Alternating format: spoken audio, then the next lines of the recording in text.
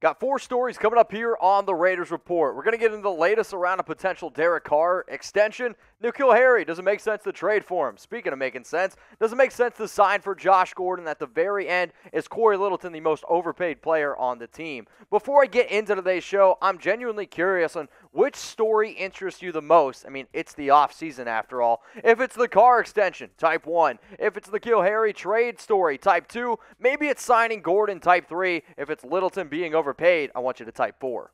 No matter the location, from OAKLA to LV, I'm a Raider.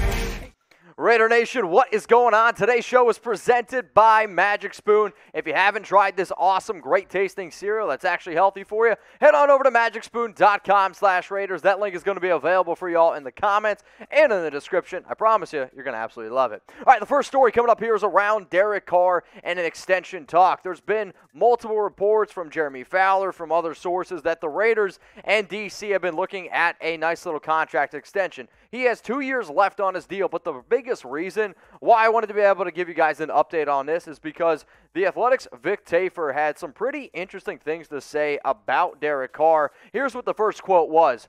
The Raiders will wait until next offseason. They want to see Carr lead the team to the playoffs before they give him an extension, in my opinion. It actually could work out well for him, and the defense is improved, and Carr doesn't have to carry the team and get all the praise or the blame. I 100% agree with Vic Tafur in this quote here by saying you cannot extend Derek Carr until you see if he takes you to the playoffs.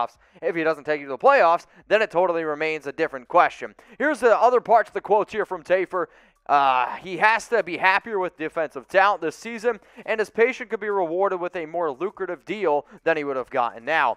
If you're talking about a lucrative deal, Carr could get over $30 million a year. If you're talking about an extension where if he leads his team to the playoffs, the salary cap goes up, he could get $30 million a year. Here's the thing, though. If he said that he would rather retire than play for anybody else, I'm hoping that Derek Carr takes a team-friendly deal. I'm talking like $25 million at the absolute most. Here's the last part of what Tafur had to say on the potential Derek Carr extension.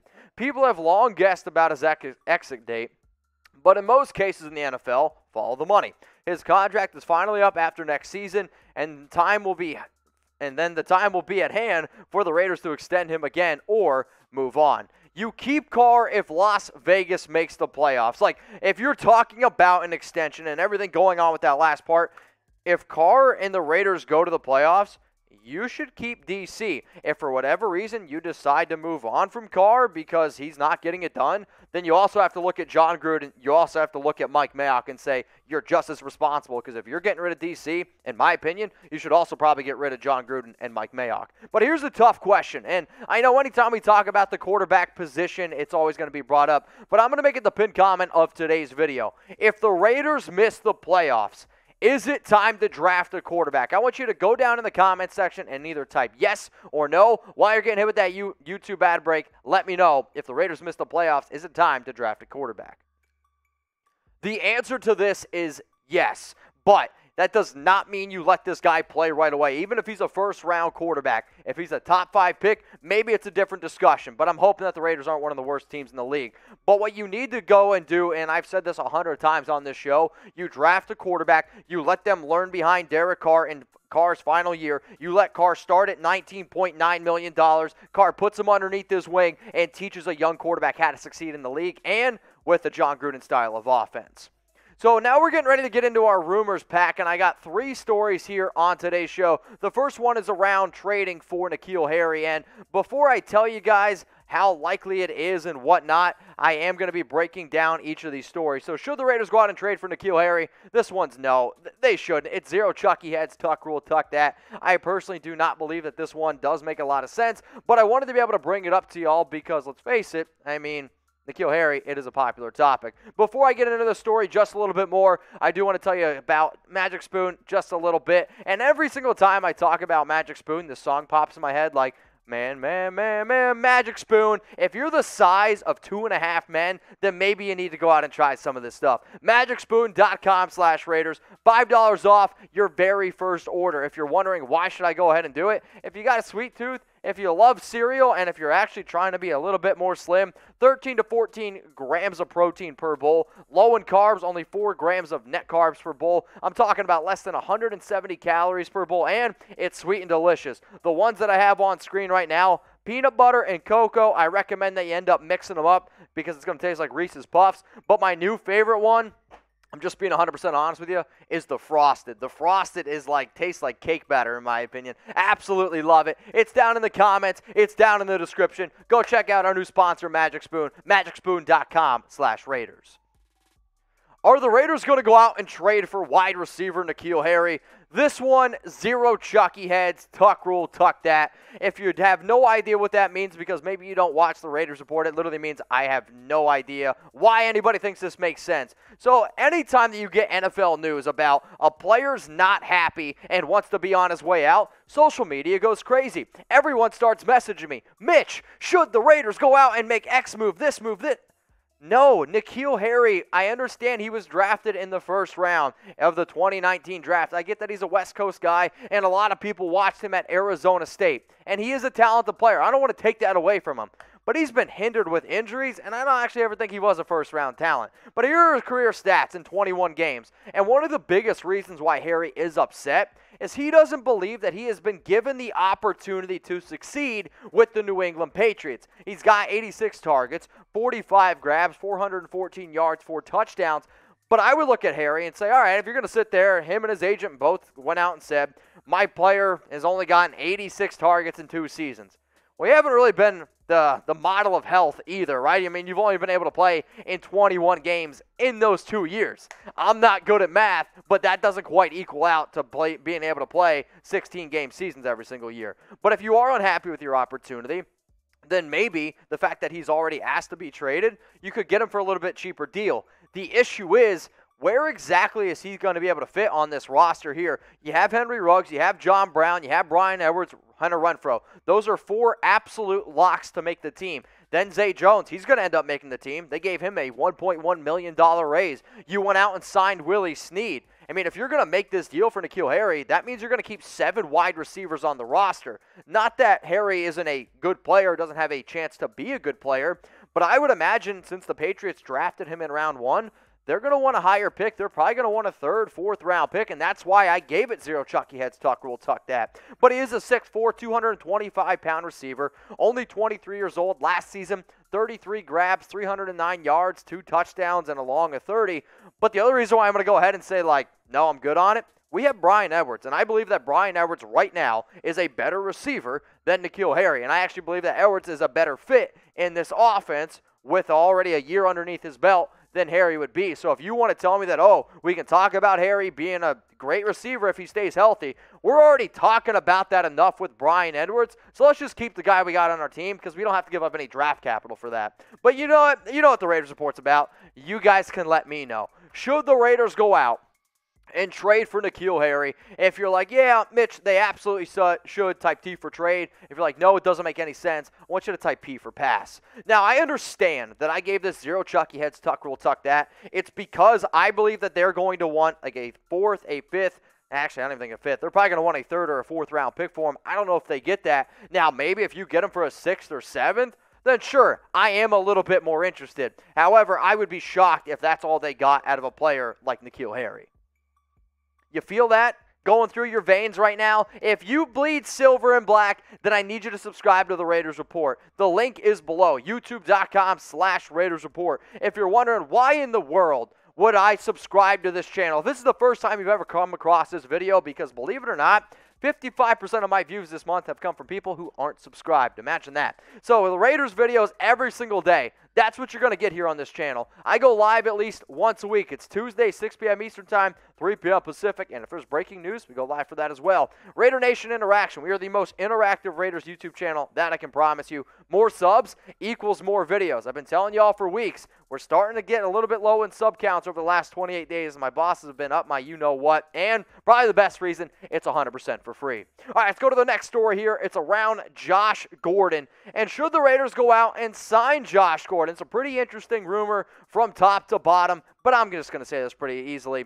No. And I don't even know the last time I did 2 Tuck Rule Tucks That's to do the show, but I get it's July. I also hate the idea of people just spinning up rumors just to create content.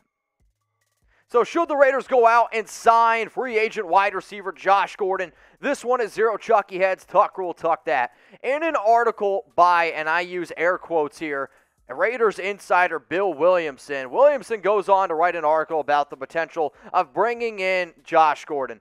The 2 things that Williamson said that I absolutely hate in this article, and I don't usually put stuff like this on my show because I don't really like giving people credit for putting out BS, essentially. But when I saw this and I had too many people ask me about it, it was like, he literally goes on to say that signing Gordon would be worth considering for the Raiders because Jon Gruden likes star power, and the Raiders have been looking for a top wide receiver for a long time. This man has been suspended from the NFL 5 times.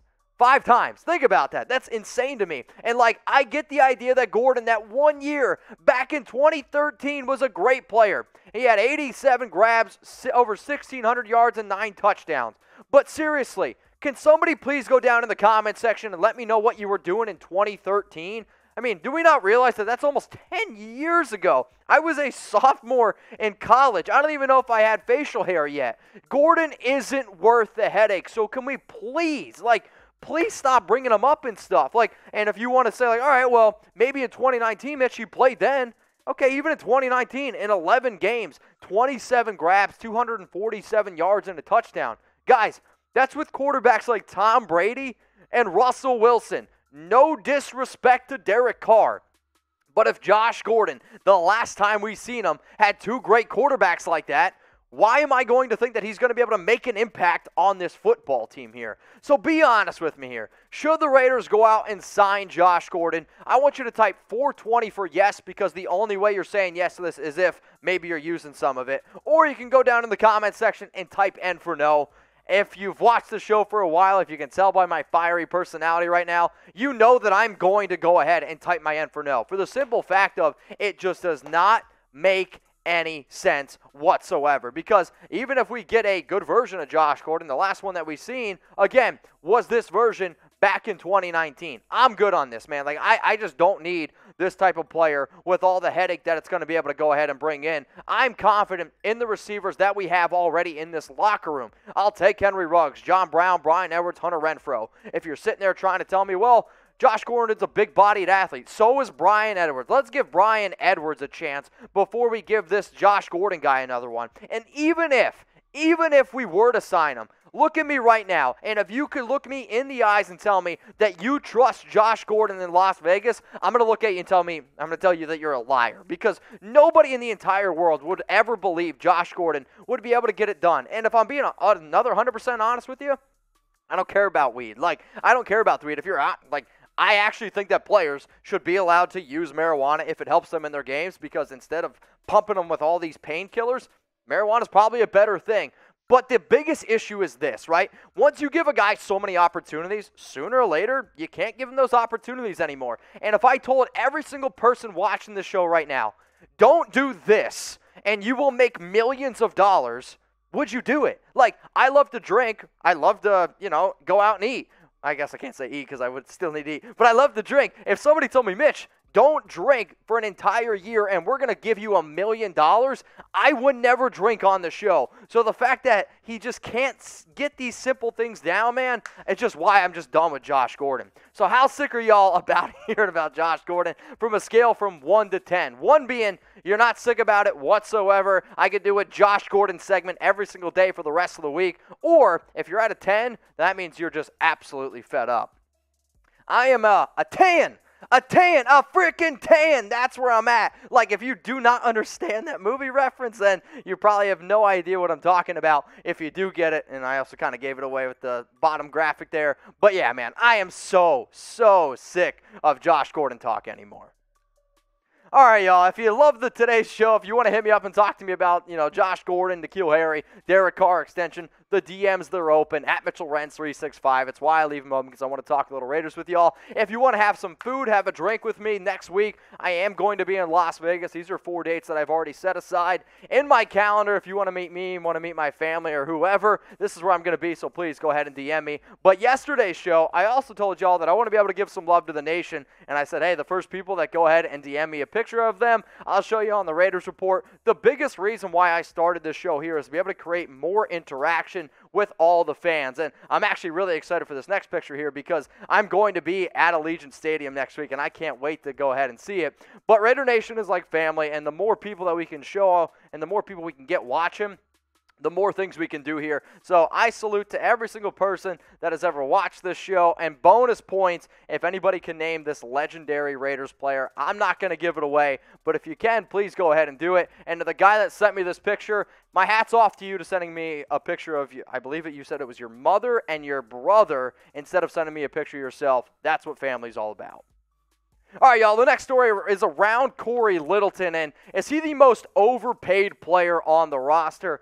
I'm going to go ahead and give this one to Chucky Heads. People are talking, because, like, I can understand the idea of calling Cory Littleton one of the most overpaid players. In a recent article by Bleacher Report, they named Cory Littleton the most overpaid player on the Las Vegas Raiders. And I'm going to give this one to Chucky Heads. People are talking, because I can understand the idea of calling him overpaid. Let's face it, Littleton was really bad last year, and if you were to ask him, he would also tell you that he was not very good. Now, when the Raiders signed him to a 3-year, $35.5 million deal with basically like $21 million guaranteed, it was 22 guaranteed. I was really excited about it. In fact, I named it the best move that they made the entire offseason. But you know what? It didn't quite work out. So when you look at his numbers, when you look at his contract, you're like, all right, this guy's going to make $9.3 million, which that's a lot for a linebacker, but it's not too bad. The reason why he was put on this list is not because he's the 12th highest paid linebacker this year, but it's the way that the Raiders adjusted his contract, which you guys are about to see here in just a sec.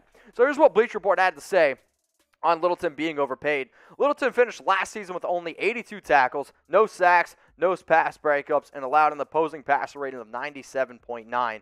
He also missed a whopping 17 tackles in 14 games. Now, again, was he bad? Yes, absolutely. But the other thing that Bleacher Report fails to mention in this article is that Paul Guenther deserves some blame too. There was a reason why he was fired. There's a reason why the Raiders' defense has been as bad as it is, and you're already starting to see improvements in Littleton and Gus Bradley's system. The guaranteed portion of Littleton's contract makes it virtually impossible for the Raiders to move on. Littleton has $19.3 million remaining in dead money this season, compared to a $9.3 million cap hit, and it will still save $10.6 million in dead money remaining next offseason. With 3 years that automatically void following the 2022 season and dead money lasting through 2025, the Raiders still be paying Littleton after his contract ends. Based on his 2020 performance, this was a massive overpay. Now, I agree with so far it has been a massive overpay. And if Littleton doesn't get better, I'm going to sit here and I'm totally going to change my answer and say, yes, this could actually be the most highly overpaid player on the team. But I'm confident Littleton's going to play better. And when I go back and I watch the tape and I go back and I look at the numbers last season, I'd say that 3 out of Littleton's 4 best games came at the end of the year when it was Rod Marinelli calling the shots. And now that he has, Sorry, Bradley. Now that he has, Gus Bradley, things are going to look a lot better. But the other reason why I'm confident in this is because I've seen Littleton be great. We've seen him be one of the best coverage linebackers in the entire league. 2018, 2019. I mean, these grades from PFF, they are elite coverage grades for the linebacker position. Plus, you're talking about a guy who was able to get after the quarterback, sacks, pass breakups, tackles. Littleton will be better. So everyone, just please take a big old breath. So who is the most overpaid player on the Raiders? That's the question that I want to know from all y'all. If you think it's Cory Littleton, sweet. Let me know. If it's Jalen Richard, that could be an option. Maybe some of y'all are going to go ahead and type Derek Carr. Is it Carl Nassib? Go ahead. Let me know who's the most overpaid player on the Raiders. Now, if you made it this far in the video, I actually just made this video a little earlier in the week about the Raiders' worst contracts in 2021. You will find Cory Littleton on this list, but he is not my number one. So as soon as you get done watching this video, go ahead and check out that one.